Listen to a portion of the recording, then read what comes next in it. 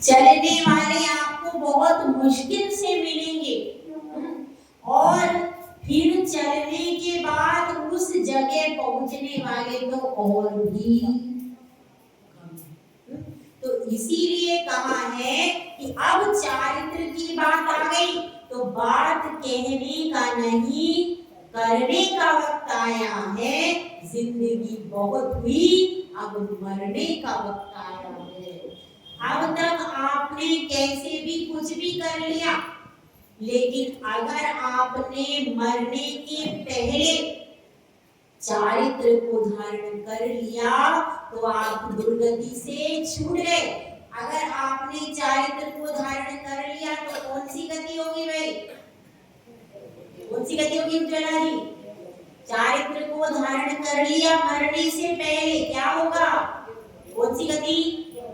देव गति ही होगी, दूसरी गति नहीं होगी। इसीलिए अपनी मृत्यु को आगे समझ लो कि अब मरने का वक्त आ गया। हाँ उज्ज्वला जी, कितना जीना है अभी? और 70 हो गए, और क्या करना है? तो अब आपके आधे पैर तो आपके कहाँ जा रहे हैं? आधे पैर आपके ऊपर है, आधे पैर नीचे जाने की तैयारी कर रहे हैं। तो उन पैरों को यदि आप उठा लोगे और पद्मासन लगा दोगे तो आप क्या करोगे? व्रत चारित्र की साथ में जाओ तो कुछ मतलब निकलता है।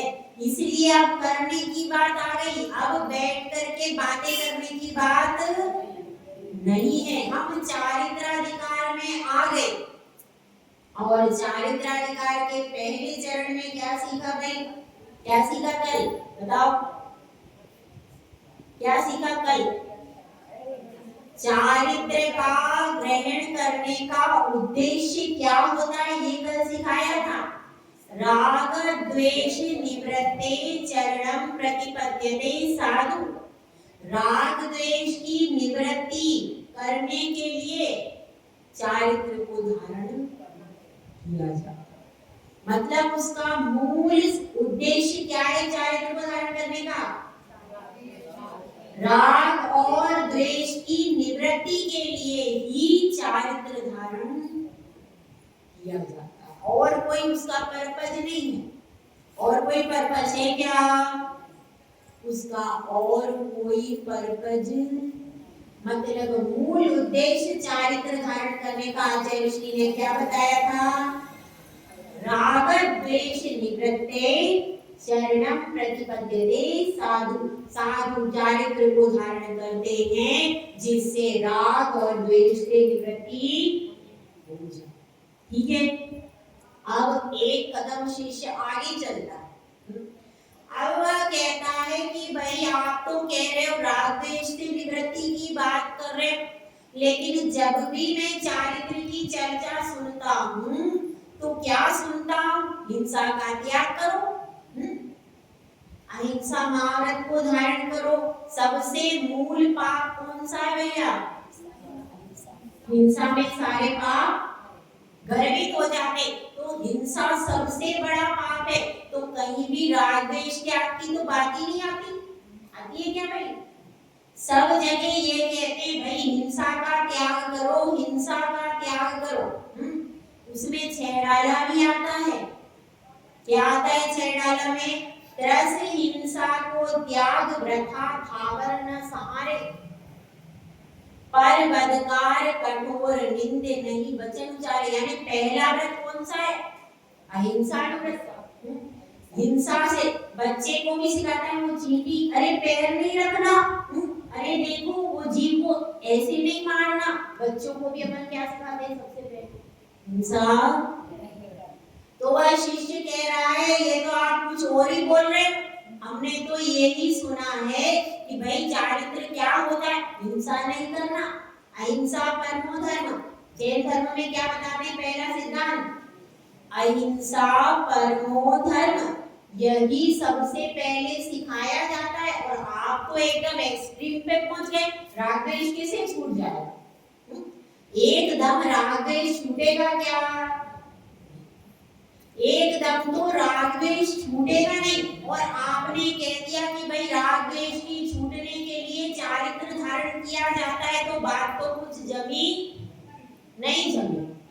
तो अब गुरुदेव इस प्रश्न का उत्तर इस श्लोक में दे रहे। देखिए श्लोक नंबर हमारा है 48, ठीक है। राग द्वेष निवर्ते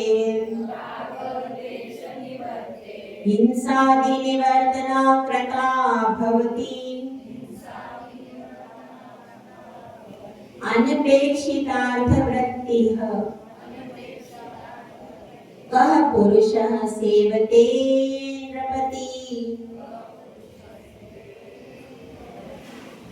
इसमें बताया गया है राग द्वेष की निवृत्ति होने से हिंसा की प्रवृत्ति कैसी हो जाती है, रुक जाती। राग द्वेष की प्रवृत्ति रुकने से क्या हो जाता है, हिंसा की प्रवृत्ति रुक जाती है, नष्ट हो जाती है। क्योंकि हिंसा हम कब करते हैं, जब राग और द्वेष होने पर ही हिंसा की जाती है। और भी एक बात है कि पूर्ण राग द्वेष की निवृत्ति एकदम नहीं हो सकती, वो हमने लक्ष्य बनाया है। क्या बनाया है, लक्ष्य। जैसे कि लक्ष्य बना लिया मोक्ष, लक्ष्य मोक्ष बना लिया तो फिर एक दिन में मोक्ष थोड़ी पहुंच जाते क्या। इसी प्रकार से राग द्वेष से निवृत्ति हमने लक्ष्य बनाया है, ताकि चारित्र धारण करते करते कहीं राग द्वेष बढ़ ना जाए। चारित्र धारण करते करते अगर आपका उसमें ही राग द्वेष हो गया, आप सोले के वस्त्र पहन करके मंदिर जी में जा रहे थे, सोले के धोती दुपट्टा पहन करके मंदिर जी में जा रहे थे, 10 लक्षण, ठीक है। अब एकदम कोई व्यक्ति आया और उसने छू लिया, क्या होगा भाई? अब उस समय एकदम आप आग बबूला हो गए उसमें, तुम्हें दिखता नहीं है, तुम्हें समझता नहीं है, मेरे कपड़े छू लिए, मेरे पास दूसरी जोड़ी है नहीं, अब मैं पूजा कैसे करूंगा? क्या होगा? 16 तो गया ही गया, 16 तो जो गया सो गया, लेकिन जो आपके परिणाम थे, वो जो परिणाम आपके क्षमा के थे, जो आपके सौम्य परिणाम थे, जो आपका समता भाव था, वो चला गया। महत्वपूर्ण क्या था? वो तो खुद का कपड़ा, आपके आत्मा के परिणाम महत्वपूर्ण है। 16 तो आप छू ले, अब उसको चिल्लाने से क्या मतलब। अब जब कांच का गिलास है, कांच का गिलास तो टूट गया, अब उसके लिए आपने बच्चे को थप्पड़ मारा तो क्या वो गिलास आएगा? क्या आएगा? क्या होगा? आपके आत्मा के परिणाम भी उससे कलुषित हुए। तो एक चीज तो जो गई सो गई, वो तो आप 16 कभी 16 हो नहीं सकता, हो सकता है क्या? फिर ऐसा होना चाहिए। कोई ऐसा कहता है, क्या कहता है कि भाई 16 वाले को 16 वाला अगर छू ले तो 16 रहता है, तो एक 17 वाला छू ले तो क्या होना चाहिए? तो 17 वाला छू लेता है तो 17 हो जाता है। तो ऐसा क्यों हो जाता है? क्यों हो जाता है प्रतिभा जी?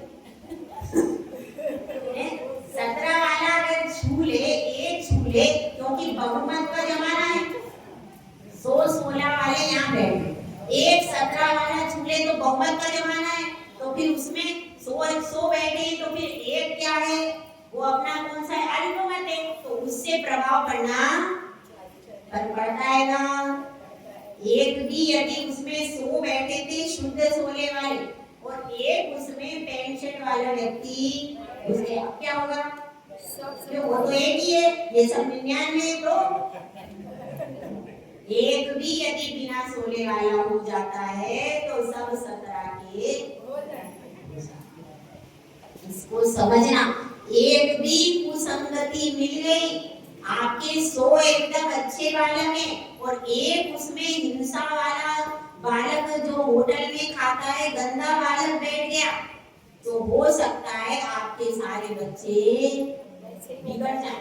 वो तो आपके बच्चों में यदि पावर और संस्कार होगा तो ही आपके बच्चे बचे, ये ध्यान रखना। इसीलिए अपने बच्चों को खोटी संगति से बचाना चाहिए। तो दो बातें समझ में आई। कल हमने सीखा था कि चारित्र को धारण करना पहला कदम है, तो लक्ष्य क्या है? राग द्वेष की निवृत्ति के लिए हमने चारित्र पर पहला कदम, इस उद्देश्य को याद रखना, कभी भूलना, उसके लिए चारित्र धारण करें। और वो हमने लक्ष्य बनाया, उसके बाद क्या हुआ? अब फिर लक्ष्य बनाया तो शिष्य ने प्रश्न यहाँ पर किया कि आपने हर जगह अहिंसा अहिंसा की बात की जाती और आपने एकदम एक्सट्रीम में राग द्वेष की बात कैसे कर दी? तो आचार्य श्री कह रहे हैं राग द्वेष की निवृत्ति होने से हिंसा अपने आप छूट जाती। कैसे छूट जाती है? कि यदि आपको बताया जाता है, क्या बताया जाता है? यदि आपको वस्तु से राग नहीं है तो आपको द्वेष होगा ही नहीं। होगा क्या? अब कोई महिला जा रही थी और वो हंसते हुए जा रही थी, मजाक करते हुए, उस महिला को आप पहचानते नहीं। अब वो हंसते हुए जाए तो आप उसकी कोई रिएक्शन होगा क्या? और आपके परिवार की कोई महिला हो तो कैसे हंसती हुई जा रही है, सिर भी खुला हुआ है, ऐसे जाते तो क्या होगा? तो क्योंकि उससे हमारा कोई संबंध नहीं है, राग भी नहीं है और द्वेष भी नहीं है। भाई जा रही है तो जा रही है, अपन को कोई मतलब नहीं उससे। तो इसलिए जहां पर राग होता है वहीं पर हमारे लिए उसके प्रति भावना बनती है। अब जैसे कोई कहता है भाई चींटी की रक्षा करो, जीवों की रक्षा करो, तो जीवों के प्रति अपने राग के परिणाम बनेंगे, द्वेष के नहीं बनेंगे। सही बोल रही, गलत बोल रही? राग के ही परिणाम बनेंगे।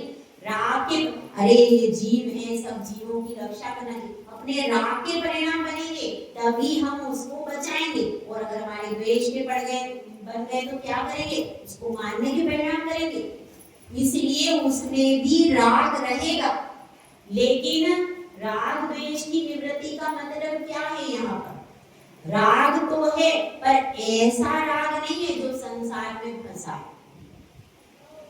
एक तो राग ऐसा होता है जो संसार में फंसाता है, वो कौन सा होता है? संबंधों का राग, वह संसार में फंसाता है। लेकिन जब समस्त जीवों के प्रति हम प्रेम करते, वात्सल्य करते, मैत्री करते, तो वह संसार में फंसाने वाला कभी भी प्रशस्त राग। ठीक है, तो यहाँ पर यही बता रहे हैं, जैसे ही राग द्वेष की निवृत्ति होती है तो हिंसा भी धीरे धीरे छूटने लगती। संसार का जो राग है वह कैसा हो जाता है? घट जाता है। और क्या बात बता रहे हैं कि अनपेक्षिता, दो प्रकार की प्रवृत्तियां होती हैं जी। पहली होती है अपेक्षा वाली और दूसरी होती है अनपेक्षा वाली। कौन सी पहली कौन सी होती है? अपेक्षा वाली, और दूसरी अपेक्षार्थ और अनपेक्षार्थ, दो प्रकार की। अपेक्षार्थ वाली कैसी होती है? कि जिनसे हमको कुछ चाहिए,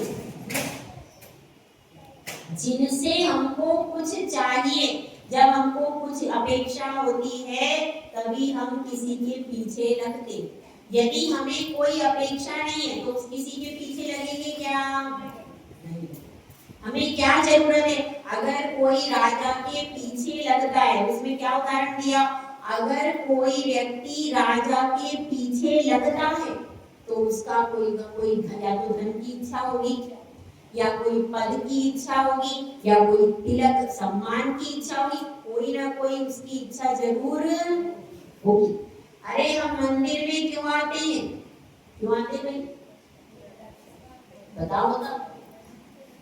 भगवान बनने के लिए, भगवान के दर्शन से हमें अपनी परमात्मा का बोध होता है, मतलब के लिए आते हैं, अनपेक्षा से नहीं आते कोई मंदिर।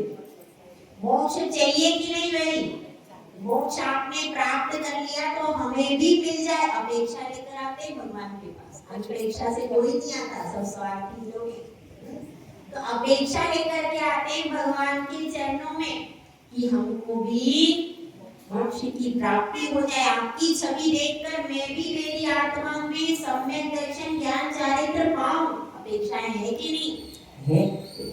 तो यहाँ पर कह रहे हैं जिसको कोई अपेक्षा नहीं है वह किसी की सेवा क्यों करे? उसको करने का कोई उद्देश्य। भाई कॉलेज में क्यों पढ़ते हैं? क्यों पढ़ते हैं भाई? हाँ दिव्या जी, आप कॉलेज में पढ़ी ना? हाँ दिव्या में क्यों पढ़ती थी? जॉब के लिए, डिग्री के लिए। अगर वो कह रहे आपको ना डिग्री मिलेगी इससे ना जॉब मिलेगा, आप पढ़ोगी क्या कॉलेज में? उसमें वो कोर्स करोगी? वो क्यों करेंगे?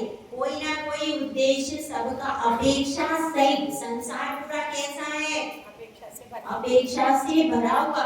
केवल अनंत भगवान ऐसे होते हैं जब उनकी वाणी खिलती है और किसी की भी अपेक्षा नहीं है उसमें।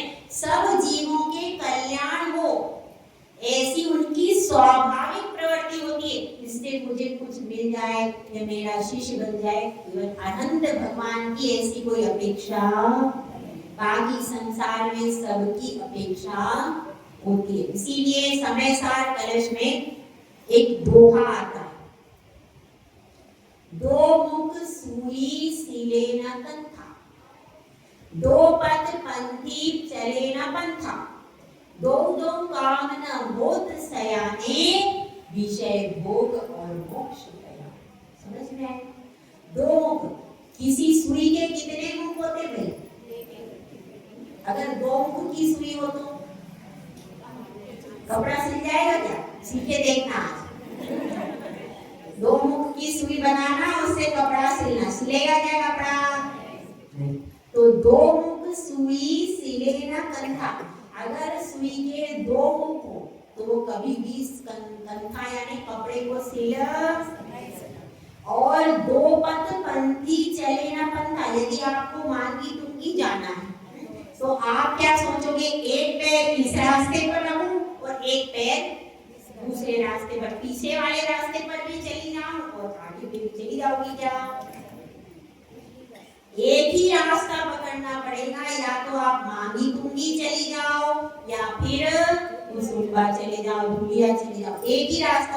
यदि आप सोचो दोनों रास्तों पर मैं एक साथ चलूं तो चल सकते हो नहीं? नई टेक्निक होगी कुसुम्बा में। कोई नई टेक्निक हो तो बता दो भाई। नई टेक्निक, कोई भी टेक्निक आज तक ऐसी नहीं बनी कि दो रास्तों पर एक साथ एक व्यक्ति चले। होता है क्या? इसी प्रकार से इतनी सारी टेक्निक बन गई, लेकिन ऐसी एक भी सुई नहीं बनी जिसके दो बनी। क्या? एक मुख ही होता है और उसी से कपड़े को सिला।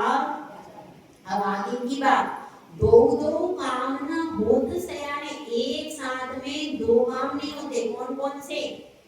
विषय भोग और मोक्ष गया।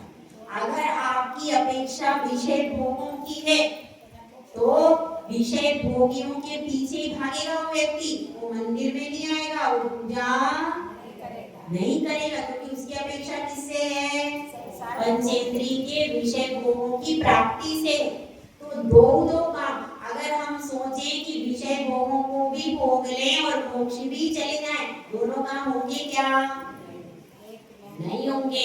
एक ही काम होगा, या तो विषय भोगों को आप छोड़ दो या फिर मोक्ष को छोड़ दो।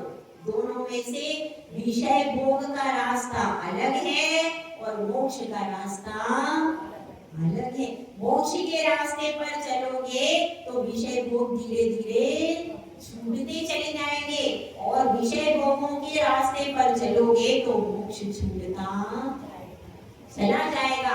लेकिन यहाँ पर जो बात कर रहे हैं आचार्य परमेश की, कि अगर आप राग द्वेष की निवृत्ति करोगे तो हिंसा अपने आप छूट जाएगी। हिंसा को छोड़ने के लिए पुरुषार्थ नहीं करना पड़ेगा, क्योंकि जिसके मन में द्वेष भाव नहीं, द्वेष भाव हिंसा कब होती है? जब किसी के प्रति आपका द्वेष हो, किसी से आपका झगड़ा हो, तब आप क्या करोगे? उसके प्रति भले ही हम लोग शरीर से हिंसा नहीं कर पाते, पर मन में तो आता है उसका बुरा हो जाए, उसने मुझे ऐसा कह दिया, उसने मुझे ऐसा कह दिया, है वो ऐसा करता है, मन तो अपना खराब हो ही जाता है। अगर कोई हमारे लिए कुछ बोल दे या कुछ कर दे, मन तो खराब होता है, तो मन से तो हिंसा होती है। वचन से भी उसको बोल देते, तू तो नहीं होता तो अच्छा ऐसा बोल देते कि मर जाए, तो मन वचन से भी बोल देते। हाँ, काया से जैन समाज में बहुत कम होगा कि कोई कुछ करे, लेकिन कम से कम मन और वचन से तो होता ही है। और कोई दूसरा मैं तो कर नहीं रहा, तो दूसरा यदि उसमें कुछ कर रहा है तो अपन अनुमोदना भी कर देते, क्या करा देते किसी से, ये सब भी होता है। तो ये सब होता है, और यदि हमारा उससे राग भी नहीं है और द्वेष भी नहीं है, तो हम कुछ करेंगे क्या? नहीं करेंगे। उससे हमारा कोई मतलब नहीं है। अब दुकान पर बहुत सारे, बाजार में बहुत सारी दुकानें, अब हमको क्या खरीदने जाना है? अब हमको जैसे साड़ी खरीदने जाना है, तो अब मिठाई की दुकान भी पड़ी है, मिठाई की दुकान भी पड़ी है, धोती दुपट्टे की दुकान भी है, और ज्वेलर्स वाले आए क्या? ज्वेलर्स भी की दुकान भी है। बहुत सारी अच्छी अच्छी दुकानें, फुल माल भरा, लेकिन अपने को क्या लेना है? तो अपनी दृष्टि किस पे रहेगी? साड़ी वाली दुकान। हालांकि ये सब दुकानें, पर हमको इनसे कोई अपेक्षा न राग है न द्वेष। हमारा राग किससे बनेगा? साड़ी वाली दुकान। वहां पर जाकर के हम देखेंगे कौन सी अच्छी और कौन सी बुरी। तो ये यहाँ पर यही समझा रहे हैं कि अनपेक्षितार्थ वृत्ति वाले कौन है? अनंत।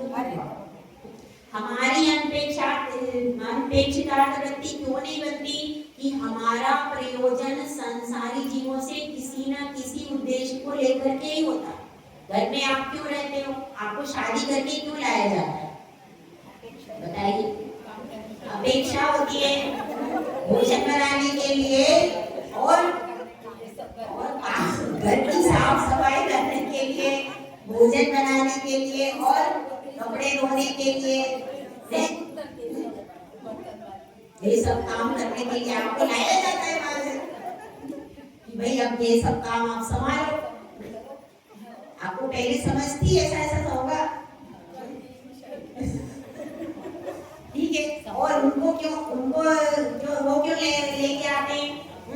वो दुकान पे काम कमाई करते, वो बाहर दुकान पे कमाई करते, आपको घर में बिठाए, आप घर का सारा डिपार्टमेंट संभालो, वो बाहर का संभालते।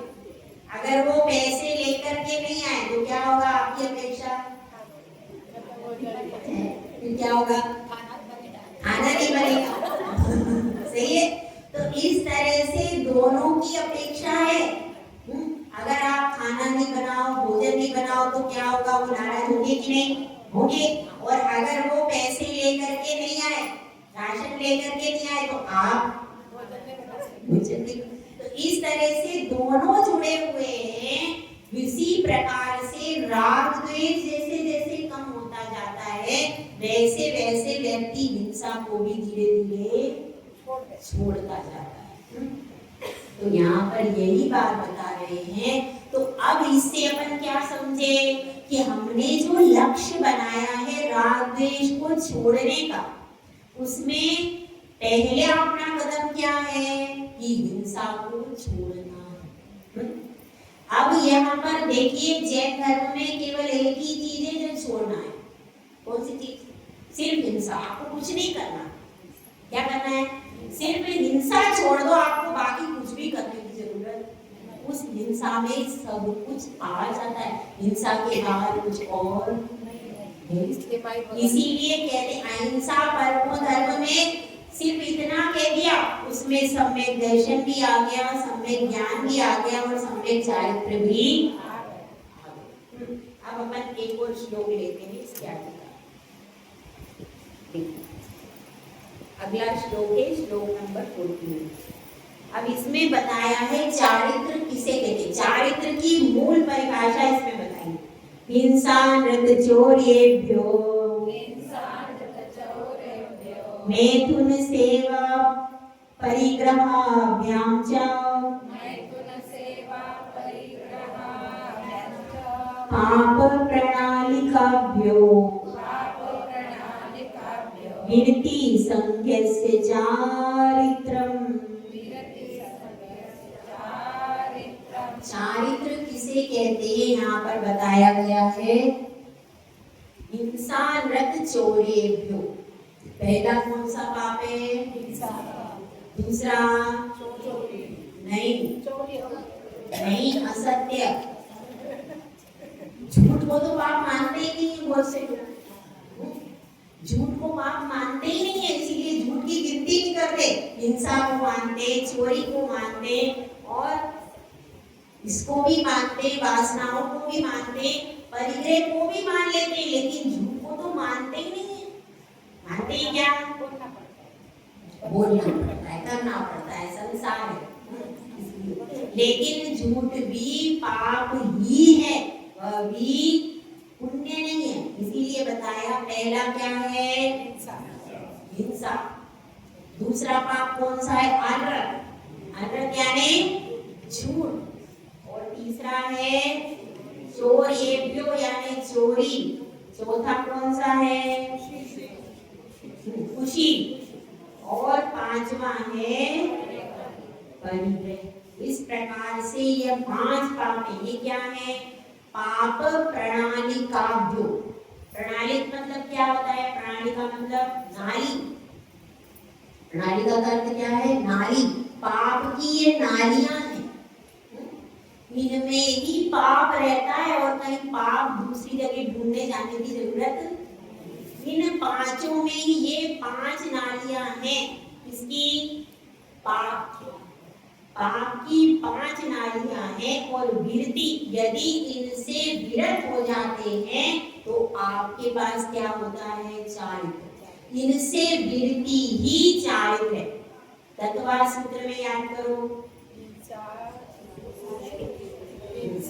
हिंसा न तिस्तेरो, उसमें भी यही है, उसमें भी यही बताया है। विरति संज्ञस्य चारित्रम, इसमें लिखा है, उसमें भी लिखा है। हिंसा, झूठ, चोरी, कुशील और परिग्रह, इनका एक देश जब त्याग होता है तब क्या आता है, चारित्र आता है। अनुव्रत, अनुव्रत कहो, चारित्र कहो। चारित्र की शुरुआत कहाँ से होती है, 5 पापों के त्याग से ही चारित्र की शुरुआत होती है। 16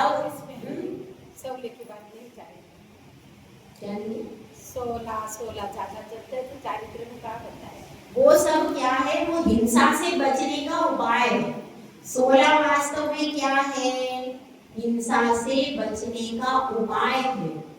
और शुद्धता की बात है कि अपन 3 लोक के नाथ हैं और मुनिराज हैं, इतना उनका चारित्र महान है, तो उनको अपन अशुद्ध वस्त्रों में कैसे छू सकते हैं, नहीं छू सकते ना।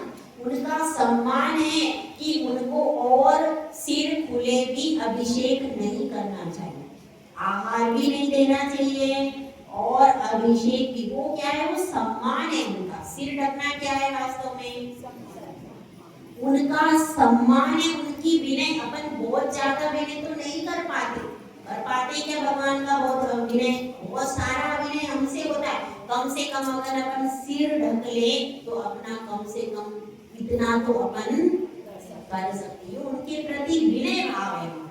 ठीक है, तो अब अपनी बात चल रही है यहाँ पर चारित्र की बात चल रही है। तो अब एक छोटी सी कथा सुना करके इसको पूरा करेंगे। एक राजा था, उसके दरबार में एक मंत्री था। तो वह मंत्री कैसा था, एक दिन राजा उस मंत्री की बहुत प्रशंसा करता, देखो तुम बहुत बुद्धिमान हो, तुम्हारी बुद्धि और ज्ञान के पोषण से मैं बड़ी बड़ी समस्याओं को सुलझा लेता हूँ। तुम्हारी बुद्धि की बहुत मानता है, तुम्हारे ज्ञान की बहुत महिमा है। तो मंत्री कहता है नहीं राजन, मेरे ज्ञान की महिमा नहीं है, मेरे चारित्र की महिमा है। तो वह राजा कहता है कि नहीं नहीं, तुम मुझे कितना अच्छा ज्ञान देते। उसने कहा नहीं राजन, चारित्र की महिमा है। अब राजा मानने को तैयार नहीं था।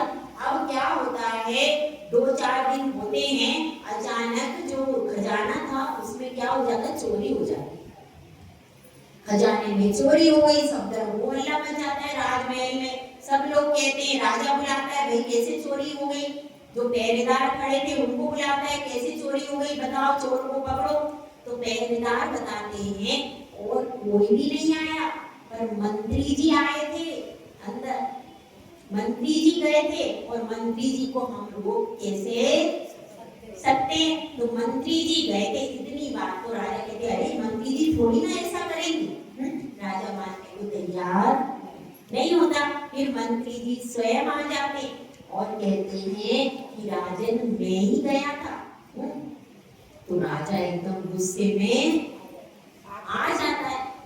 अब वह कहता है मंत्री से कि भाई तुम पर तो मुझे बहुत विश्वास था, और तुम इतने बड़े बड़े पदों पर बैठकर भी यदि ऐसा करोगे तो कैसा चलेगा।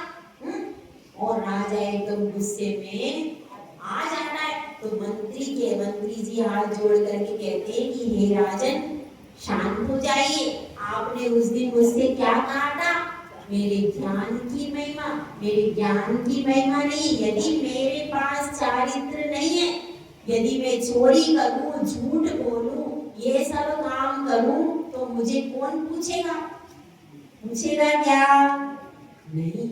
इसीलिए यदि आपके पास चारित्र है तो उस चारित्र के कारण ही मेरे ज्ञान की बूझ हो रही है। और यदि चारित्र नहीं, अब कोई चोर है, वह कवि है, उसमें बहुत विद्या है, तो क्या कोई उसको पूछेगा क्या, नहीं पूछेगा। उसका सम्मान होगा क्या, नहीं। क्यों, क्योंकि वह चोर है, उसके पास थोड़ा सा भी चारित्र नहीं। ये बेसिक चारित्र आता है ना उसमें। भय जब अष्टम वर्षे कुमार, धरे अणुव्रत महासुख का, इसमें आता है, बताओ, पार्श्वनाथ भगवान की पूजा में आता है। तो अष्टम वर्ष के जैसे तीर्थंकर होते हैं, सारे तीर्थंकर स्वाभाविक रूप से उनको कहीं जाकर के व्रत लेना नहीं पड़ता, वो बहुत मजबूत होते हैं, अवधि ज्ञान से सहित होते हैं, नेचुरली उनमें अनुव्रत आ जाते हैं, नेचुरल पालन करते हैं, नेचुरली वो अनुव्रतों का पालन कर लेते हैं। हमको तो बहुत प्रयास करना पड़ता है, उनको इतना प्रयास नहीं करना पड़ता। तो यहाँ पर अब बात धीरे धीरे आगे चलेगी, यह पूरी एक एक सीरीज चलेगी, एक से दूसरे का लिंक बैठा रहेगा गाथा का, और इसको पढ़ करके, ये पूरा श्रावकों के लिए, इसको पढ़ करके आप अपनी भूल को सुधार सकते हो कि हम कितने पानी में हैं। यह स्वयं यह गाथा और आचार्य श्री स्वयं बताएंगे। जय बोलो आचार्य सुंदर